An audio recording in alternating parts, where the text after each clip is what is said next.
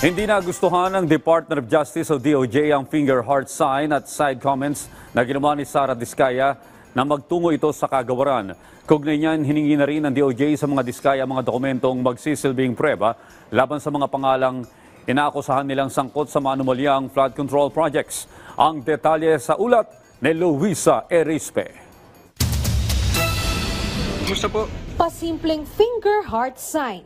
Ito ang naging sagot ng kontratista na si Sara Diskaya nang kamustahin siya bago pumasok sa opisina ng Department of Justice nitong Sabado. Si Curly Diskaya naman, simpleng ngumiti lang. Hi, sir. Good morning po. Paglabas naman ng DOJ bago sumakay ng sasakyan, sumimpleng biro ulit si Sara nang gandahan nyo yung means ko. Pero ang DOJ tila hindi natuwa sa ginawa ni Sara Diskaya. Sa pahayag ni Assistant Secretary Nico Clavano, ang finger heart sign tila simbolo umano na hindi sinsero at masyadong kampante si Sara. Kaya isinama nila ito sa ginagawang assessment at evaluation sa mga Diskaya na maging witness. Nagpaalala naman ng DOJ na dapat ang persons of interest sa kaso ay mananatiling maayos at tama ang pag-uugali lalo habang gumugulong ang investigasyon. Ang pagpunta naman ng mga Diskaya sa DOJ nitong Sabado ay ang ikatlong beses na dumaan sila sa evaluation at assessment. Sa ngayon, hindi pa sila itinuturing na state witness kundi mga protected witness pa lamang.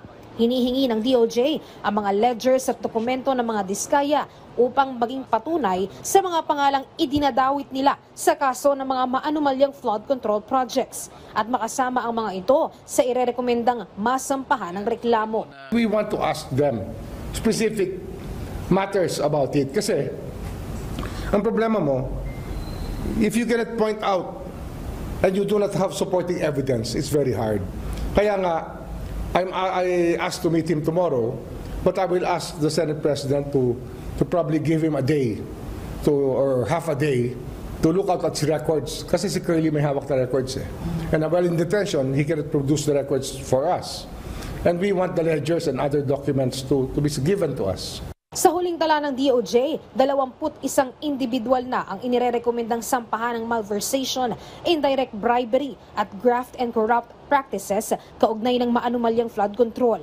Kasama na rito ang ilang senador at opisyal ng gobyerno na idinadawit ng dating DPWH officials na sina dating Yusek Roberto Bernardo at mga dating opisyal ng DPWH Bulacan 1st District na sina Henry Alcantara at Bryce Hernandez. Posible naman anyang madagdagan pa ito depende sa evaluation sa mga Diskaya at kung makakausap na rin nila ang umunay security aide ni Zaldico na si Orly Guteza. Mas marami yan, and it's going to be congressmen who will be the subject of many of these actions. Marami pa yan, marami pa kaming kailangang kasuhan. Hindi lang talaga kaya sabay-sabay.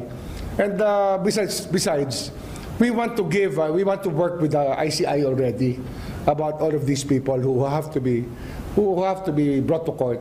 Luisa Erispe para sa Pambansang TV sa Bagong Pilipinas.